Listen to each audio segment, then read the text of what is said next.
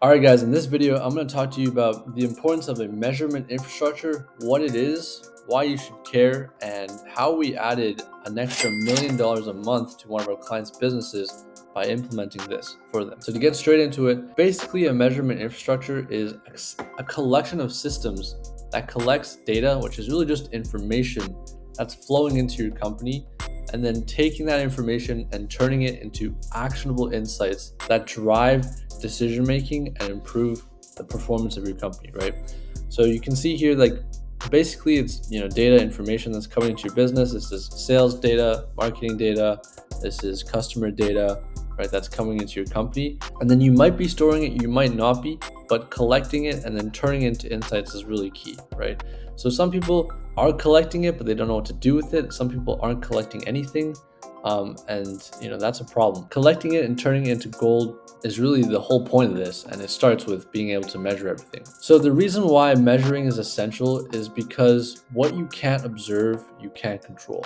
In order to control the outputs of a system, we must be able to measure the inputs. And only by measuring the inputs can you then change the inputs to change the output, right? So that's very important. You have to be able to observe a system, which basically means you need to be able to measure properly. So that's what this whole thing is about. Which brings me to my next point, which is there are basically two types of businesses nowadays. The legacy, unsophisticated business, and the more data-driven business, right? You've heard these terms before, data-driven, better decision-making, and it seems kind of intangible and airy-fairy if you've never done this stuff before. But if you stick with me, I'll show you how it actually benefited our client through the case study that I'm about to show you, right? So there are businesses that do not measure their business at all, right? And they have very poor measurement, which results in them making decisions based off of passed down knowledge, right? These sort of family-run businesses.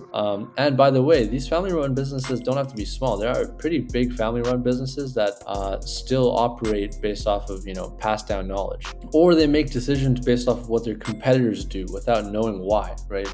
You're just copying your competitors because that's what they did, and you're like, well, I should probably do that too, and you have no idea why they're doing what they're doing. Or these people are making decisions based off of the industry norm or the industry best practices, right? They maybe watch a YouTube video or they see a podcast or something and they make some changes. But the problem with this is that these are typically really one-size-fits-all solutions. The reason being is that in order to fit an industry, right, in order for it to be a best practice, it has to be generally and broadly applicable. And the downside is that it's not very tailored to your business and not really tailored to your data, which is not the best. Or they're just making random changes, or they're operating off of gut feel. You see this sometimes too, right? The second type of business is your data-driven company, right? They're data first. They're typically larger, more sophisticated, they have more robust measurement infrastructures, and they collect data and turn it into actionable insights and opportunities that increase revenue, optimize resources, and identify new opportunities, and in some cases increase enterprise value as well. And I'm not just pulling this out of nowhere. Like, in the next slide, we'll go over a McKinsey report that actually proves these things through a study, right? These are real outcomes that are enabled as a result of having a proper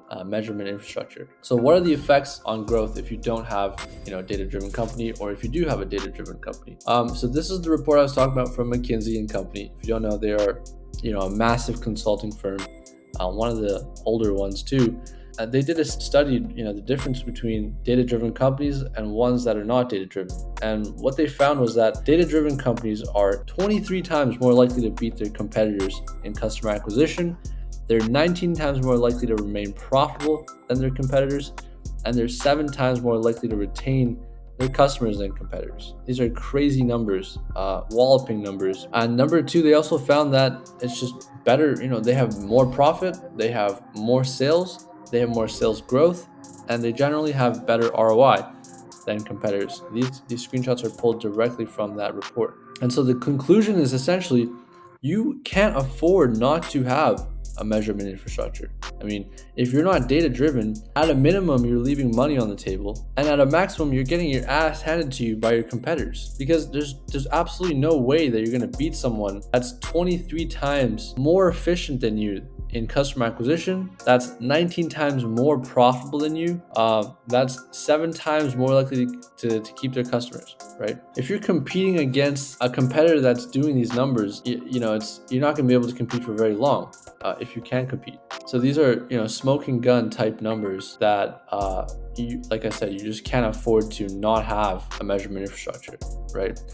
And so if this still seems kind of intangible, you understand, let me demonstrate to you why this is the case, right? And I want to do this through one of our own case studies. Basically, we had a client that was in the high ticket investment product space. They had an investment product that was $35,000 to $100,000, doing $1 million a month. And they wanted to scale, but they actually wanted less customers. So they wanted less customers, but higher quality customers, right? People who would pay them more. Instead of getting 25 customers that paid them 20K, they wanted 10 customers that paid 50K, as an example, right? And so this client fell into our measurement tier of 10 to 100K, basically people who are spending 10 to 100K a month in ad spend. They were spending at the time around 100K a month on Facebook ads and YouTube ads with us. And this is the infrastructure we had for them, right? It doesn't have to be complicated. In fact, until you're spending more than 100K a month, this is completely adequate, right? Something like a GA4, a Facebook Pixel, a Hyros, an attribution tool, Qualidata use Hotjar, Typeform, visualization, Looker Studio, which is free, by the way. GA4 is also free. These have free tiers as well. Pipedrive is their CRM, and so it's a pretty simple setup, but it's really makes a big difference. And the reason I know this is because we then consulted later for a competitor of theirs. They're not a direct competitor, so no conflict of interest, but we saw their backend and we compared it to our client, and it was a huge difference, right? Like they were doing much worse because they had none of this. Because the investment space, they're more legacy. They typically aren't very tech savvy. What was our approach? So let me walk you through our approach. They wanted lower volume but higher quality clients, right? We focused on optimizing for higher value deals, 65K plus, aiming to increase the average deal size. In order to do this, we needed to first understand what their current deal size looked like. So we basically exported the data from Pipedrive and we plotted a distribution based off of their historical data. Right, you can see that most of the deal sizes clustered around this 40K to 50K mark. They had some that were as high as 160 and some that were 12K, right? This was the actual numbers. So mean deal size was 52, max 165, and then minimum was 12. So basically we wanted to shift the distribution curve such that the new mean was the old 75th percentile. So we wanted to make the average deal, instead of it being 52, we wanted to make it 65K. And so the way we did this was we first did a correlative analysis on the Typeform responses that most correlated with 60K deal sizes. So basically what that means is we looked at the Typeform responses that most correlated with 65K deal sizes. And we're not able to optimize for sales directly because the sales cycles are too long. This is not e-com where you can spend $10 and make 100 back same day, right? These sales cycles are 30 days, 60 days long sometimes, which means you can't, when you optimize for sales, many times that campaign that you were running to get them calls would have been turned off by the time the deal closed, right? And so what we had to do was we had to find events that were higher up in the funnel that correlated with higher deal sizes. And Netflix did this too, right? And we took this from Netflix, who found, an event earlier on in the funnel that predicted for, a higher LTV. So that's what we did. We took the Typeform responses, we analyzed which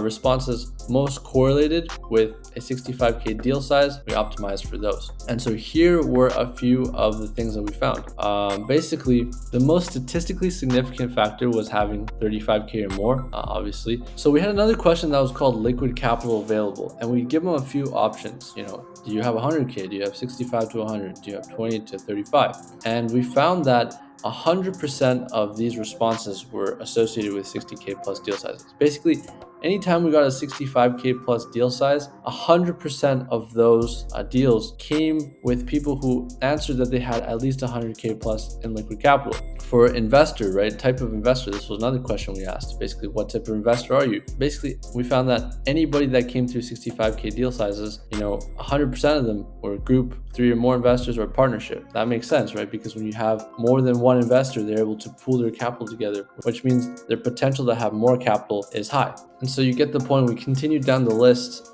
with a few more other questions.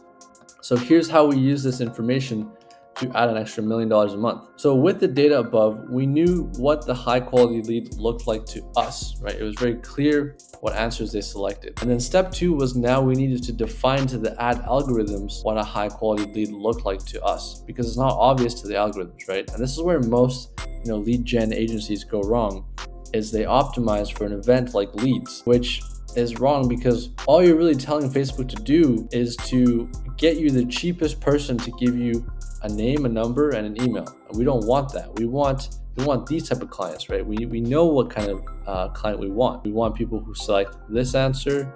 We want people who select this answer, etc. So now we needed to define that to Facebook. So what we did was we segmented these answers and created a custom event. Basically what that means is each time someone selected that they had $100,000 or more in the type form, anytime someone clicked on that response, we would now trigger an event, a new event, right, that we made. That was called high liquid capital. Same thing for type of investor. If they selected group 3 or more, an event would be triggered called investor type, for example. And so after we created these custom events, so step 3 was we segmented these answers and created custom events. And then for some of them, we actually combined one or more of them together, right? For example, liquid capital plus investor, that would be one event. And then we segmented them into different optimization events and we tested them all. Right? Step 4 was we launched campaigns toward these different optimization events and we tested them all. This is what we called signal segmentation. The way these algorithms, they learn off of signals, right? They're machine learning algorithms. And so you need to pass them signals to learn. So most people,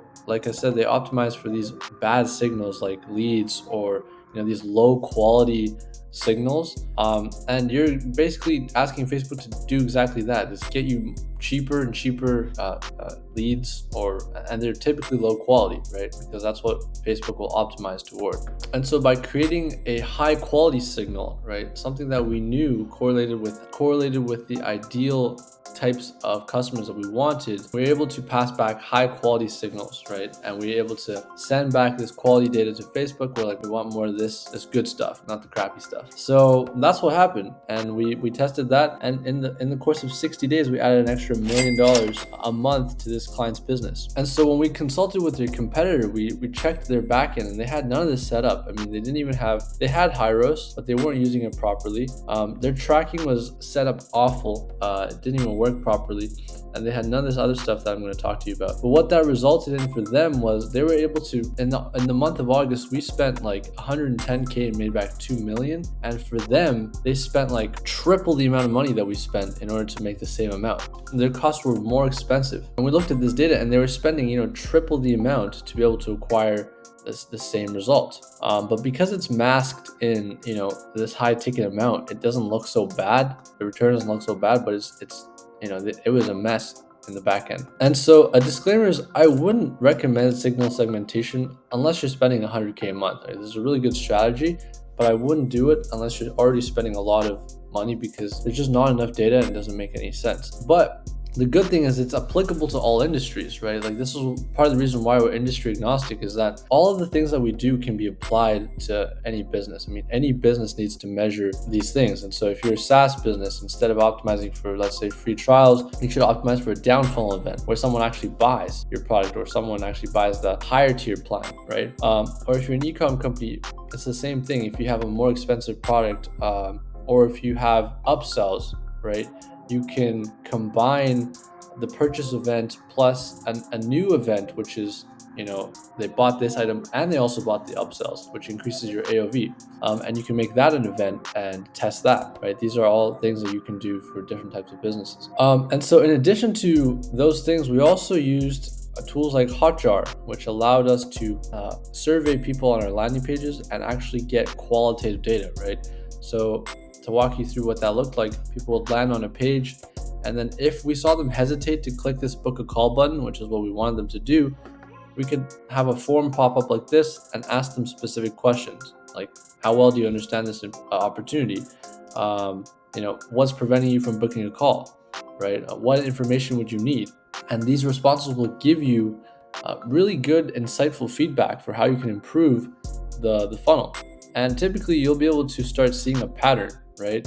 For example, for this client, we saw that the most common question was like, how much does it cost? right? And we could address that objection in the FAQs or something. So there are a lot of ways you can use this to improve your landing pages, customer experience. Again, this is all just being able to measure, and in this case, ask, right? The best way to figure out what your clients want, what your customers want, is to just straight up ask them instead of trying to guess and do all these tests. So that's qualitative data. In addition to qualitative data, you want quantitative data too, right? Which is another thing that their competitor didn't have, which we basically built out a Looker Studio, which is a free tool, by the way, that looks something like this, that analyzes the funnel drop-off, right? Basically the drop-off of each step of the funnel. So this is viewing a landing page, starting a type form, completing a type form, and then booking a call. And the beauty of having something like this is it's immediately apparent where you should be focusing your efforts, right?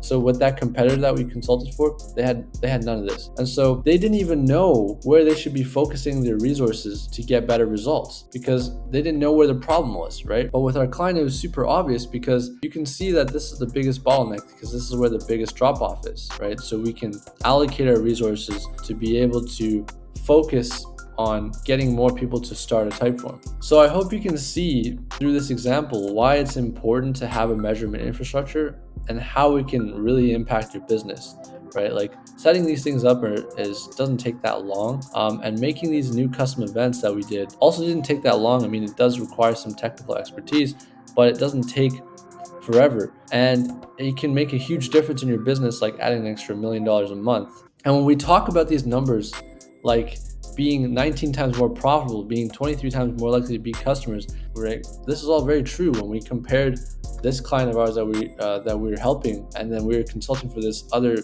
one of their competitors, we can see the difference, right? Like our client was way more profitable. They were way better at acquiring customers, all because we were able to just see the information better in their business. It's not like the other competitor didn't have the capabilities to be able to do something like this. I mean, maybe they, had some team members that weren't the best, but they just didn't even know what to do, right?